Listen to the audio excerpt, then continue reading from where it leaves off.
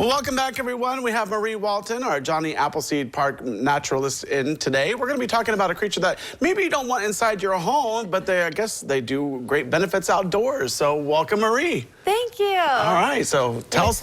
Yeah, with the total solar eclipse coming up on April 8th, I wanted to talk about moths. Okay, so solar eclipse and moths, like how do they go hand in hand? I'm not sure. Actually, a group of moths is called an eclipse. Oh. And the reason for this is moths are often associated with lights or lamps, like flying around them or maybe being attracted to them. If a group of moths were to fly around a lamp, they would block out the light from that lamp the same way that the moon is going to block out the light of the sun during the total solar eclipse. Huh.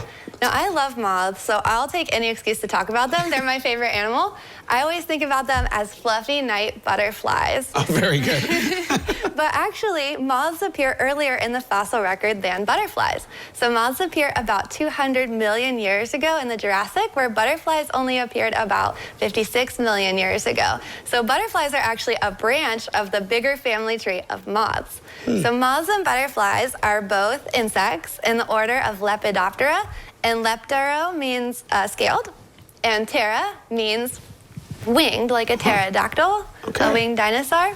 So Lepidoptera means scaled wings. And if you were to look really closely at the wings under a microscope, you would see that they're actually scaled and almost like the pattern of shingles on a house. Which is really beautiful. So why do I love moths so much, an animal that a lot of people associate with holes in clothes or maybe getting into your dry goods? Well, there are 150,000 species of moths worldwide, and they do way more good than harm. So we're living in a time of pollinator decline, and moths are some of the most efficient pollinators that they are.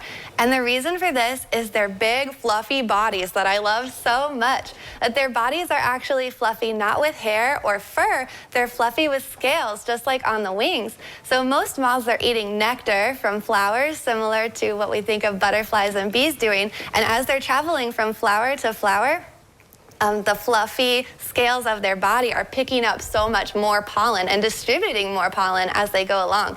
They're very efficient pollinators. And if you were to go outside at night with a flashlight into your garden, you would actually see your flowers are being pollinated by lots of moths.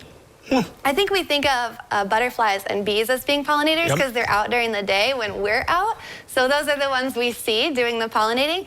But moths are doing a lot of the pollinating while we're asleep, or it's too dark to really see them doing it.